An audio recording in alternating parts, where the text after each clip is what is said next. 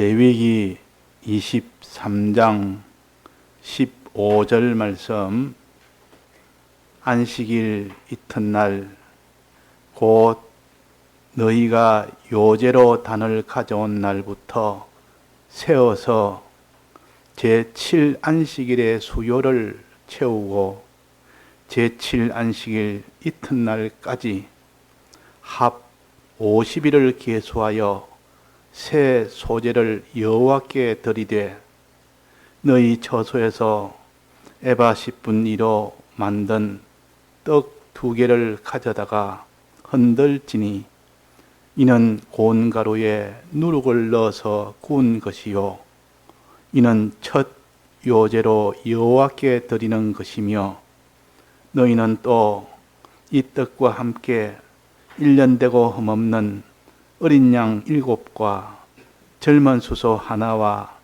수양 2를 드리되 이들을 그 소제와 그 전제와 함께 여호와께 드려서 번제를 삼을지니 이는 화제라 여호와께 향기로운 냄새며 또 수염소 하나로 속죄제를 드리며 1년 된 어린 수양 2를 화목제 희생으로 드릴 것이요 제사장은 그 첫 이삭의 떡과 함께 그 2 어린 양을 여호와 앞에 흔들어 요제를 삼을 것이요 이것들은 여호와께 드리는 성물인적 제사장에게 돌릴 것이며 이날에 너희는 너희 중에 성회를 공포하고 아무 노동도 하지 말지니 이는 너희가 거하는 각처에서 대대로 지킬 영원한 규례니라.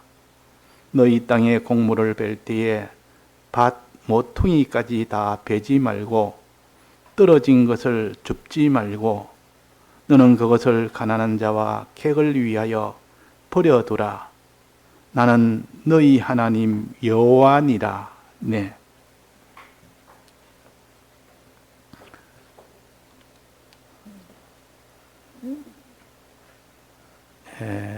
계명과 성령을 주신 이 오순절의 은혜에 대해서 여기에 그 제사 드리는 제도와 함께 기록을 해 주셨습니다.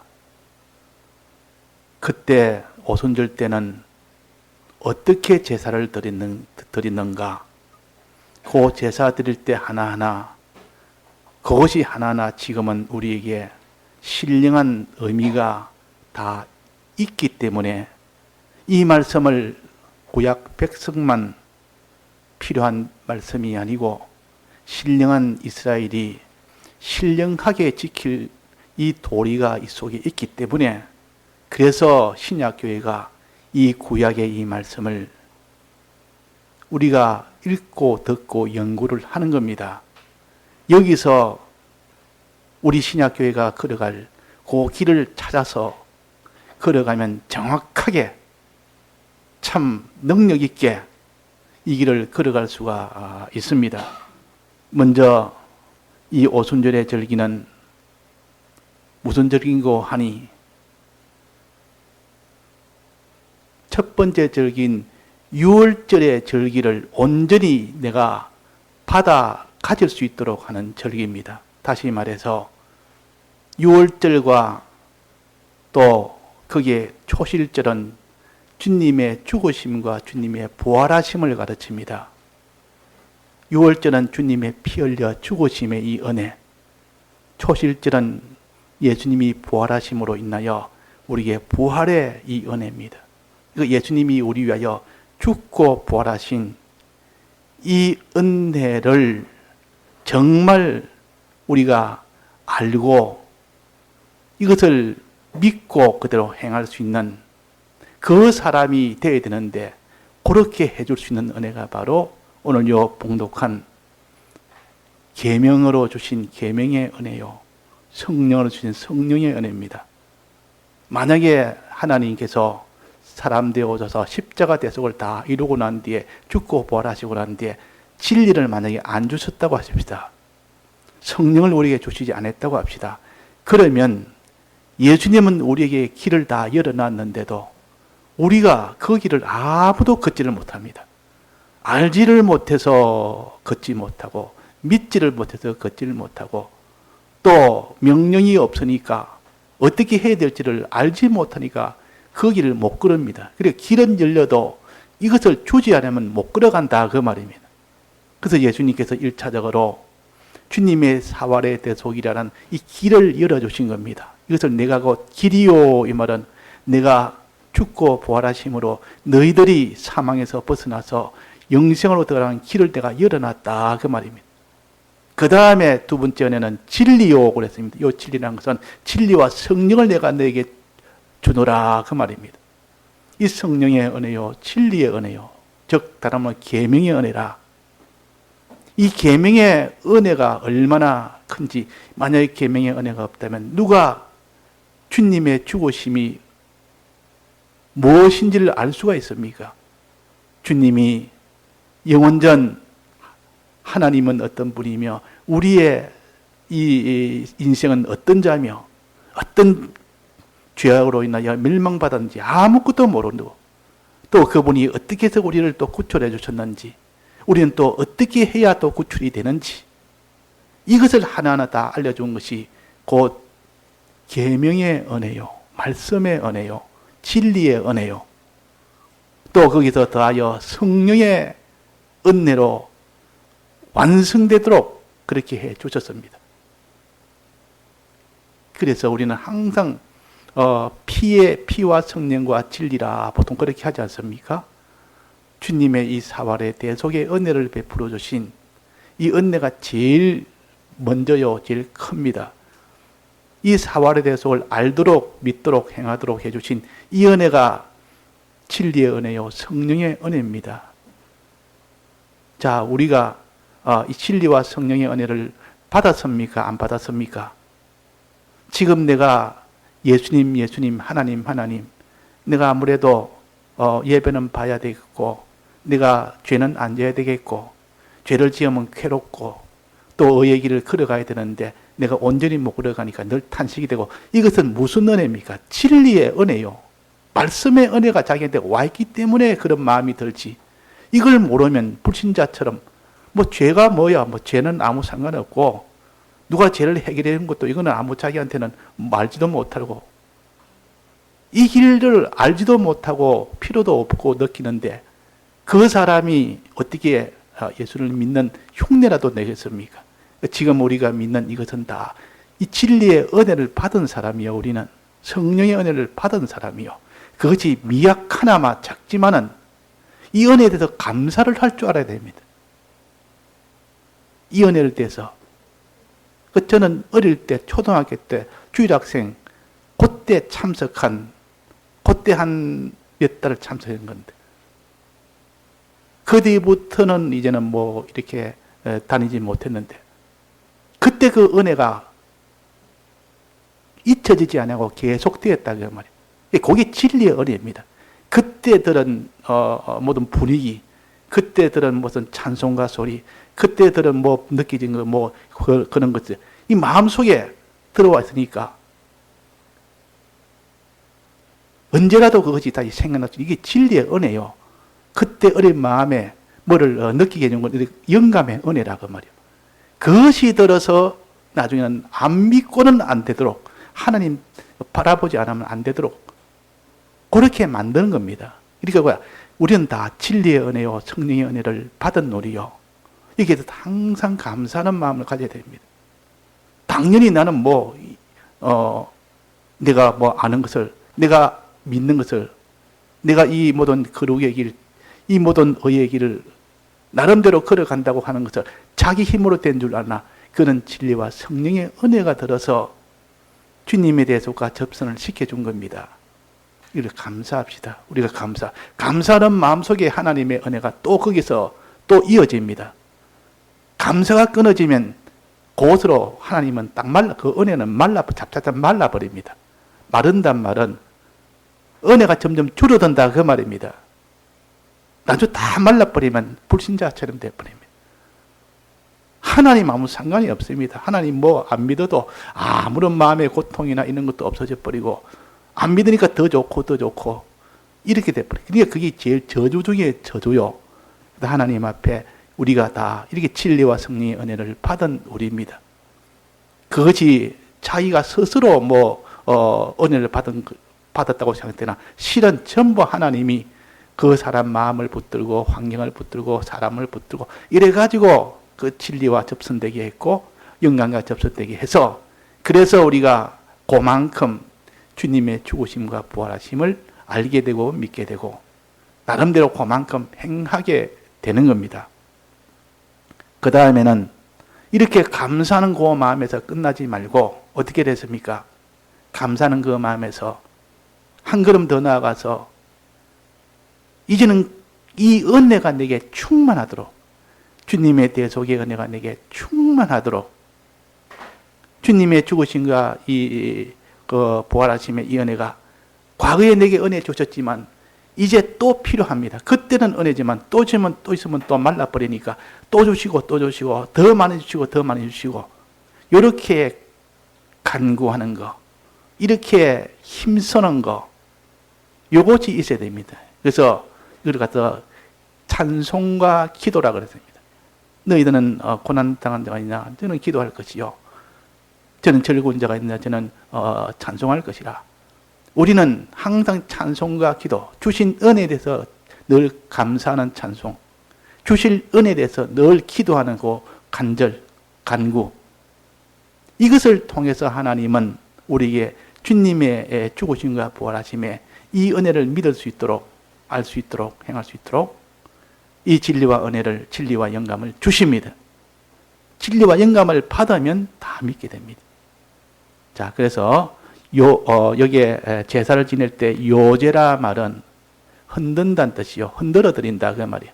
흔든다는 말은 주님 앞에 이렇게 위로 올렸다가 내렸다가 위로 내렸다가 주님 앞에 받은 것에 더 감사하고, 또 주님에다 주실 것을 또 기도하고, 주님께 받은 것을 또 감사하고, 주님 주실 것을 또 기도하고, 그 사람에게는 감사와 기도밖에 없습니다. 찬송과 기도밖에 없습니다. 그런 생활은 어떻게 했습니까? 하나님이 그에게 은혜를 안 줄 수가 없습니다. 안 줄 수가 없다고 말이에요. 기도가 끊어지고 찬송이 끊어지면 그 사람은 완전히 바짝 말라버립니다. 우리의 기도와 찬송이 끝없이 계속되어야 됩니다. 그래서 그 간절함에 주의 이 진리의 은혜가 내게 간절해지고 이 성령의 감동의 은혜가 간절해지는 그 사람이 되라. 그 사람이 되라. 내가 이 땅에 먹을 거, 입을 거, 마실 거, 모든 지위, 권세, 영광, 존귀, 이거 다 좋습니다. 그것 하나 은혜 받으면 힘이 되고 좋은데, 그것이 되도록 하는 원동력이 되는 진리의 은혜가 먼저 있어야 된다 그 말이에요. 성령의 은혜가 먼저 있어야 됩니다. 그래서 이 진리와 성령의 은혜를 구하는 사람은 반드시 그 사람은 이 땅에 있는 공고함이 없습니다. 반드시 하나님이 그 모든 물질이나 모든 일면이나 모든 것을 하나님이 다 능력으로 함께 주신다 그 말. 우리가 그렇게 하지 못해서 그렇지. 그래서 진리의 은혜를 늘 간절히 바라라. 성령의 감동의 은혜를 늘 바라고 힘쓰라. 요면을 가르쳐서 여기에 뭐라고 했는 거 아니? 안식을 이튿날 곧 너희가 요제로 단을 가져온 날부터 세어서가 뭐 계수하여, 다른 계수하여 하나하나 손꼽아 세어서 그 말이요. 7안식일의 수요를 채우고 7주를 채우고 그 말이에요. 그 7주 채우고 난 그 이튿날까지 합해서 50일을 계산해서 계수해서 그때 50일째에 새 소재를 여호와께 드리라. 50일째. 이거 지금 이걸 초실절이라고도 합니다. 초실절. 밀추수할 때 첫 곡식을 하나님 앞에 드리는 요 초실절이요. 요 초실절은 앞에 어디서부터 시작한다 했습니까? 단을 가져온 날부터, 단을 가지고 어떤 단, 보리 추수할 때 첫 간을 하나님 앞에 드리는 이것이 초실절 아닙니까? 6월절 그 주간에 있는 그 안식일 이튿날에 드리는 초실절이요. 요 초실절에서, 이런 초실절에서 시작해서 그것서 하루를 계산해서 50일째 쫙 되는 날, 7주 다음 날, 이튿날, 50일째 되는 날, 그때 너가 이 제사를 드리라. 이것도 초실절이라. 그러니까 초실절에서부터 초실절, 보리 추수하는 초실절에서부터 밀 추수하는 초실절, 요 두 개를 꼭 그 사이에 50일 간격을 두었습니다. 7주 플러스 1을 두었다 그 말이에요. 그래서 요 7주 지나서 50일째 지나서 했다고 이것들 오순절이라 77절이라 그렇게 숫자를 계산해서 붙인 이름이요. 이때는 밀을 추수한 데서 맥추절이라 그럽니다. 밀 추수한다고 맥추절이라. 그래서 이때에 이 밀추수하는 요 은혜는 무엇을 가르치냐? 하나님의 진리의 말씀, 말씀의 은혜요. 계명을 받은 은혜요. 50일 만에 계명을 받았다. 어디서부터 시작해서 이런 초실절, 보리 추수하는 그때가 이런 초실절이요. 그때는 예수님의 부활을 가르칩니다. 예수님의 부활하신 그날부터 계산해서 성령을 받는 그날까지, 애굽을 나온 날을 계산해서 계명을 시내산에서 받는 그날까지 50일째면 둘 다 50일째라. 그래서 고린도전서 15장에 보면 이제 그리스도께서 죽은 자, 15장 20절입니다.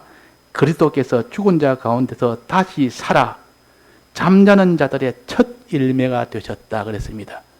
예수님이 죽은 자 가운데서 다시 살아 잠자는 자들의 첫 열매가 되셨다. 이걸 초실절이라. 이런 초실절, 보리 추수하는 그때 예수님이 다시 부활한 이것을 첫 열매라 그랬으니까 이 초실절 말하고, 또 로마서 8장 23절에 보면 우리 곧 성령의 처음 익은 열매를 받은 우리까지도 그랬습니다. 성령의 처음 익은 열매, 진리와 성령의 처음 익은 열매, 이것은 여기에 오순절에 있는 이 초실절을 가르칩니다. 즉 진리와 성령의 은혜 주신 은혜입니다. 그래서 요 시작하는 날부터 시작해서 부활하는, 부활을 가르치는 이 초실절부터 시작해서 그 다음에 성령과 진리의 말씀을 주는 요 초실절까지 50일이라. 이걸 계수해라 그래요. 계수해라. 계수라는 것은 무슨 뜻입니까? 계수하라. 계산해라. 손꼽아 세어라.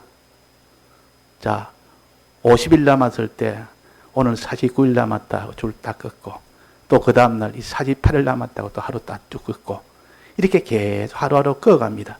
언제 이제 그날이 오나, 그날이 오나. 손꼽아 기다린단 말이죠. 손꼽아. 손을 하나하나 꼽아가면서 기다립니다. 어떨 때 그렇습니까? 어떨 때 손꼽아 기다리죠?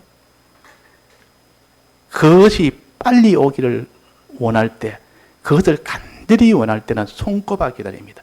어린아이들이 소풍 간다고 어릴 때는 소풍 가는 날 손꼽아 기다리고, 뭐 추석이나 설이나 그때는 뭐 이렇게 뭐 옷도 좋은 것도 입고 용돈도 받고 이러니까 그 손꼽아 기다리고, 애들 또 방학 때 손꼽아 기다리고, 너무 좋으니까 손꼽아 기다린단 말이에요. 이 계수한다.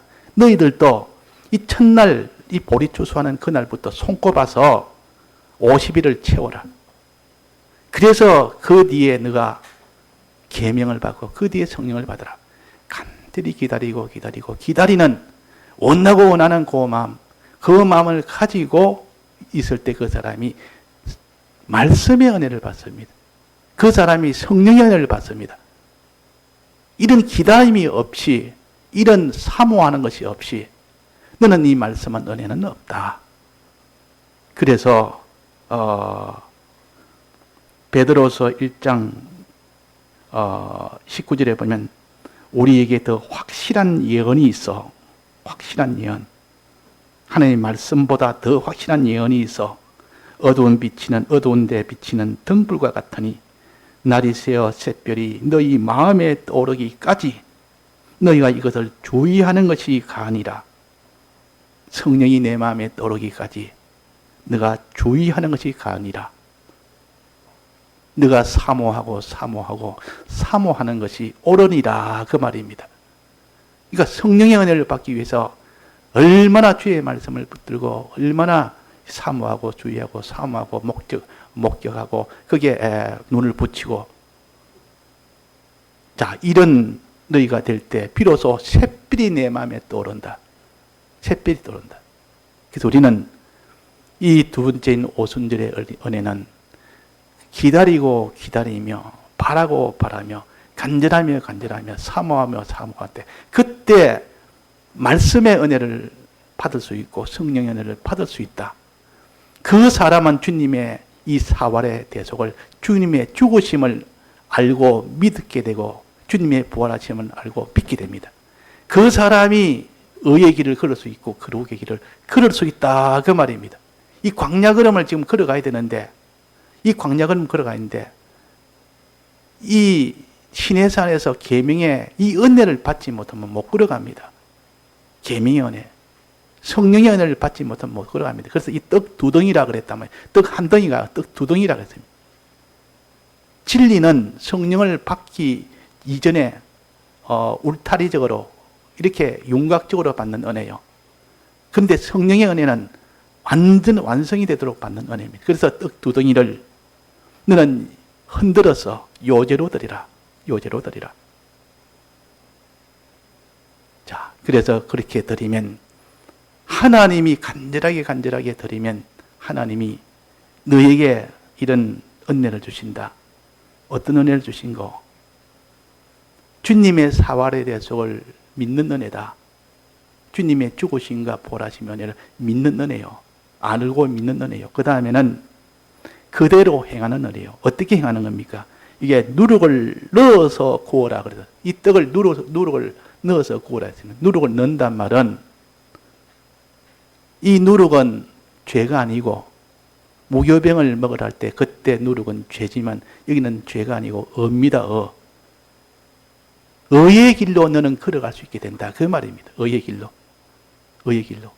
의도 하나 행하면 의가 자꾸 커집니다. 의를 안 행하다 한 개 행하면 힘이 나서 또 의를 행하고, 또 한번 의를 행하면 또 더 행하고 이래도 누룩이, 의가 막 폭발적으로 이렇게 자꾸 늘어납니다. 이거다가 여자가 가루서말에 누룩을 넣으니까 온 전체가 다 누룩이 됐더라. 천국에 들어가는 자는 그랬습니다. 그러니까 이 의가 이렇게 있어서 그것이 충만하게 돼야 비로소 의에 거하는 바 새하늘과 새 땅으로 들어간다 그랬습니다. 그러니까 이때 말하는 누룩은 의요. 무교병을 말할 때 그 누룩은 죄입니다. 그러니까 죄는 없어야 되고 은은 해야 되고, 하나님의 은혜 받으면 이 거룩한 길, 죄 없는 길로 자꾸 걸어가고, 은혜 받으면 의가 있는 길로 자꾸 걸어가서 의가 충만하고 죄가 하나도 없는 그런 깨끗한 길을 걸어갈 수가 있다. 뭐 할 때? 진리와 성령의 이 은혜를 받을 때 어떻게 받아야 됩니까? 간절히 받아라. 첫째는 감사하면서 받은 은혜 감사하고, 받을 은혜를 간절히 받아라. 손꼽아 기다리면서 그렇게 세워가면서 계수해가면서 그렇게 받아라. 받을 때 하나님이 내게 은혜 주신다. 자, 은혜 중에서 여기에 또 두 가지 은혜가 있는데 20절에 한번 봅시다. 20절에 보면 제사장은 그 첫 이삭의 떡과 함께, 떡 두 덩이 그 말입니다. 함께 또 그 두 어린 양을 여호와 앞에 흔들어 요제를 삼을 것이요. 요제를 삼을 때 떡 두 덩이만 가지고 요제를 삼지 말고 두 어린 양과 함께 흔들어서, 그걸 흔들어서 하나님 앞에 제사를 지내라. 이 두 어린 양은 무엇이겠습니까? 예수님의 대속을 가르친 데 어린 양은, 두 어린 양은 무엇을 가르치겠습니까? 예수님의 죽으심과 부활하심을 가르칩니다.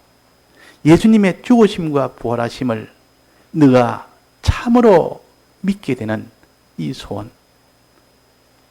주님의 대속을 우리가 믿는 것이 이것이 첫째 해야 될 일 아닙니까? 주님의 죽으심을 내가 알고 믿는 것, 주님의 부활하심을 내가 참으로 알고 참으로 믿는 것, 그것이 될 때에 그 다음에 그 사람은 거룩의 길로 걸어가고 의의 길로 걸어갈 수가 있다. 그러니까 우리가 항상 주님 앞에 감사와 기도는 주님의 이 사활의 대속을 내가 믿도록 진리와 영감을 주셔서 감사합니다.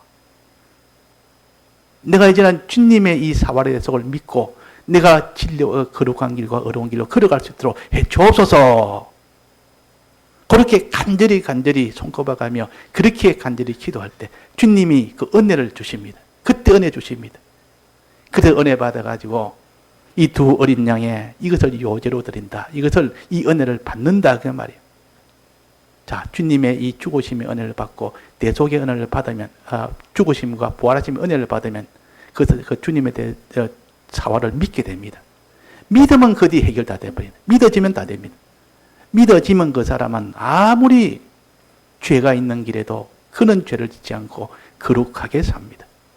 그 사람은 아무리 어려운 광야 같은 거는 의의 이런 걸음이 있어도 그 길을 포기하지 않고 걸어갑니다. 안 믿어서 그렇지, 안 믿어서. 우리가 주님에 대해서 안 믿어서 그렇지. 믿는 사람은 다 그 길을 다 걸어갑니다. 그래서 우리가 탄식이 돼서 주님 내가 너무 탄식, 내가 주님의 죽으심을 믿었는데 내가 주님의 죽으심을 믿지를 못합니다. 내가 주님의 부활하심을 내가 믿어야 되는데 이 사랑을 내가 믿지도 못하고 이 모든 소망을 내가 믿지도 못하니 이렇게 탄식하면서 하나님 앞에 간절히 주신 것은 감사하고 주실 것을 간절히 손꼽아 기다리면서 이렇게 하면 하나님이 주님의 대속과 주님의 사랑을, 주님의 이 사활의 대속을 믿게 해줍니다. 두 어린 양을 믿게 해준다 그랬습니다. 그러면 그 뒤에는 의의 걸음을 걸을 수 있습니다. 다니엘처럼 기도하지 못하게 기도 내가 하겠습니다. 사자고리 집었는데도 그냥 기도합니다. 이 의의 걸음이요.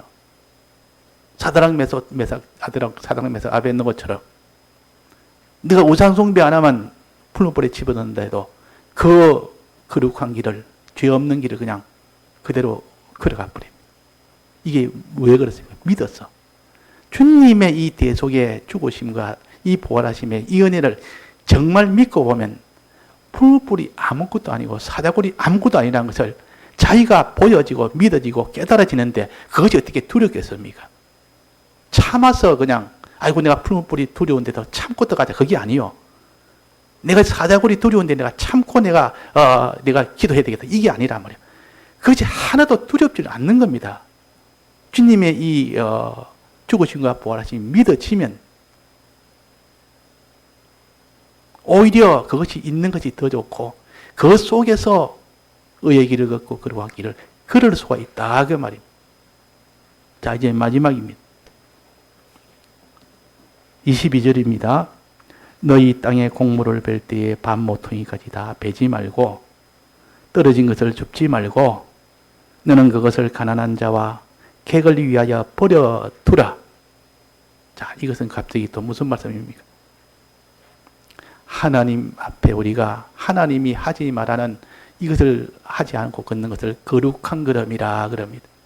하나님이 하라고 하나님 뜻대로 계명대로 하는 것을 어려운 걸음이라 그럽니다. 이 어려운 걸음을 걷는 어려운 걸음의 마지막은 최종 무엇을 가르칩니까? 어려운 걸음은 하나님 뜻대로 하는 것을 구체적으로 무엇을 가르치냐 그 말이에요. 하나님 뜻대로 하는데 뭐 아무거나 하는 뜻인가? 한 가지라도 뭐 구체적으로 가지고 해야 되지. 십계명에 있는 것이 하나님 뜻 아닙니까? 십계명은 한마디로 말하면 뭐라 했습니까? 이게 10가지 계명을 둘로 줄이면 뭐라 했습니까? 하나님 사랑하고 이웃을 내 몸까지 사랑하라는 거 아닙니까? 사랑이라 그 말이에요. 의는 마지막 사랑입니다. 하나님 뜻대로 하는 거, 계명을 지켜하는 거, 의를 행하는 거, 그것은 실제 마지막 딱 들어 뚜껑을 열어보면 사랑이라. 하나님을 진정 사랑하고 이웃을 진정 사랑하는 이를 위하여 하나님의 뜻대로 행하는 겁니다. 이 큰 뜻을 이루기 위하여 하나님이 오라 하면 오고 하나님이 가라 하면 가고 하나님이 먹으라 하면 먹고 하나님 먹지 마라 하면 먹지 말고 하나님은 이 시간 자라면 자고 하나님 잠자리지 말라면 잠자지 말고 이 모든 순종의 그러면 하나님을 사랑하는 이 일을 이루기 위해서 이웃을 사랑하는 이 일을 이루기 위해서 하는 것이 의입니다. 의는 그래서 계명을 지키는 것이 의 아닙니까? 계명을 지키는 것이 의라. 하나님 말씀과 주의 주를 증거하는 것이 증거하다가 목뱀을 당한 자 그랬습니다. 그러니까 하나님의 뜻대로 행하는 그 찬송처럼 하나님 뜻대로 행하자. 살던 이들인데 주를 하나님 뜻대로 행하자. 그 뜻이 뭐냐 그 말이야. 하나님 사랑, 이웃 사랑이에요. 자 여기에 보니까 땅에 곡물을 벨 때에 밤모퉁이까지 다 베지 말아라. 추수를 할 때 이렇게 추수밭이 사각형이 됐을 때 빨리 베다 보면 맨 구석자리 모퉁이 그거는 베기가 좀 상그러워서 어려워서 그걸 좀 내버려 두고 쉬운 데부터 쭉 이렇게 합니다. 그 다 끝나고 나면 또 모서리 부분가 또 베고 이렇게 하는 것이 곡식 베는 방법입니다. 그래서 어떤 사람은 고 벨 때 처음부터 아주 야물지게 그래가지고 다 하나도 빠지면 싹 다 베서 하나도 곡식이 안 벤 것이 없고 낭비가 안 되도록 그렇게 뵙니다. 그런데 요 맥추 때는 요 추수 때는 하나님 어떻게 했습니까? 모퉁이는 베지 마라 내버려 두라. 모퉁이 베지 말고 내버려 두라. 또 뭐랬습니까? 떨어진 이삭을 줍지 말아라. 그 하다 보면 이삭이 자꾸 떨어집니다. 떨어지면 제법 많이 떨어집니다. 그러면 나중에 그것을 싹 모아면 제법 많단 말이에요. 그게. 그걸 싹 모아가지고 다시 또 창고에 집어넣습니다. 근데 이 오순절 날리는 요 초실절에는 그 떨어진 이삭을 줍지를 말아라. 모퉁이는 베지 말고 떨어진 이삭은 줍지 말고 내버려 두라. 뭐 하려고 내버려 둔다 했습니까? 그것을 가난한 자와 객을 위하여 버려두라. 가난한 사람, 집이 없는 나그네들, 그들이 가져갈 수 있도록 내버려 두라. 나는 너의 하나님이라. 자, 이거는 뭐 긍휼을 가르치고 자비를 가르칩니다. 다른 사람을 사랑하는 것, 다른 사람을 배려하는 것이고, 다른 사람을 위하는 것이요. 저 사람이 그 양식이 없는데, 이때 내가 야무지게 탁탁 긁어서 한 톨도 남기지 않고 싹 다 가져가는 것이 아니라, 저들이 가져갈 수 있도록 여유를 내버려 두는 겁니다. 일부러. 이때는, 이 추수 때는 일부러 내버려 둡니다. 나머지 싹 다 이렇게 모퉁이마다 싹 빼고 떨어진 나달 싹 다 가져가면 하나님의 은혜가 하도 없습니다. 그것만큼 수입은 되겠죠. 그걸 자기가 두고 안 가니까. 수입은 되겠지만 하나님의 은혜는 없다 그 말이에요. 긍휼이 없다 그 말입니다. 자비가 없다 그 말입니다. 그래서 우리가 의의 길은 다른 사람을 사랑하는 것이요. 이렇게 다른 사람한테 이렇게 깍쟁이 노릇, 우리는 믿는 사람은 깍쟁이 노릇 해가지고 부자 됐으면 없습니다.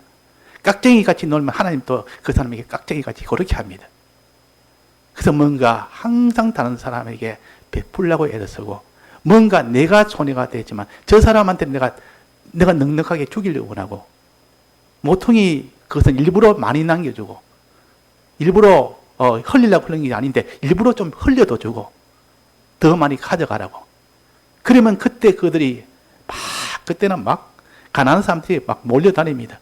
야, 오늘 저 밭에 가서 좀 하면 저 밭에는 모퉁이가 좀 많이 남겨둔다.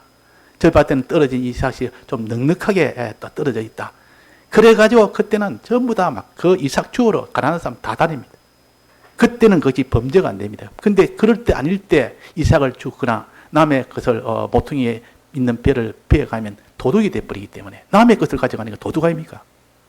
근데 이때는 남겨서 가져가라고 했기 때문에 이게 은혜를 베풀고 긍휼을 베풀고 자비를 베풀 때 하나님이 그 사람에게 은혜와 자비를 베풀어 줍니다.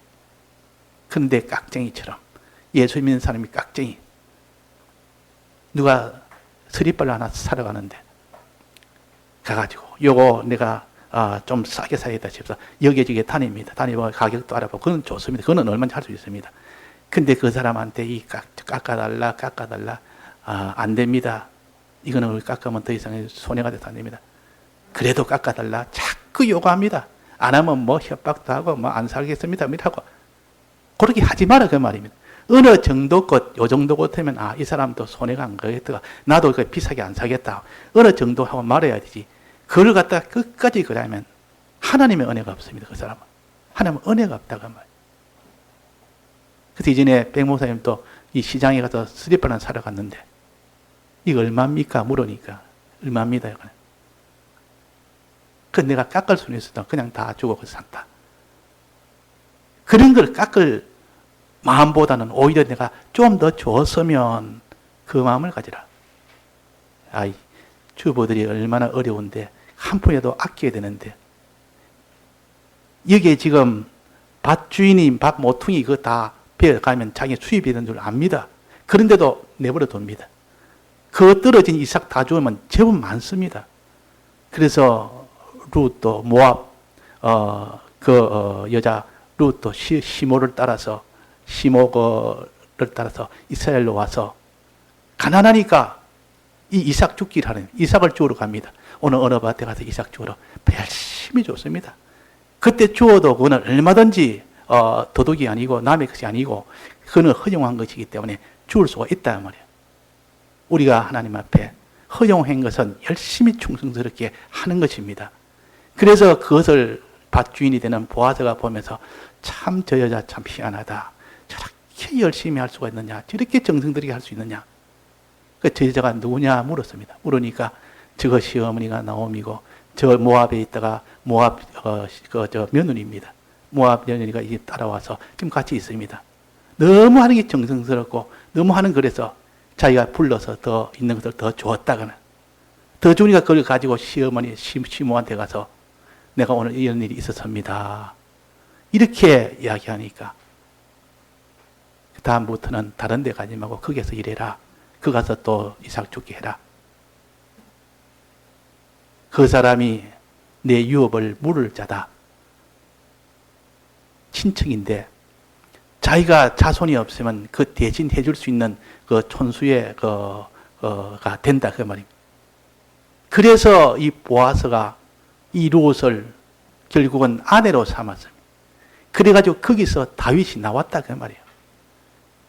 모압 여자가 얼마나 이방 여자고 추한 그 천한 여자입니까?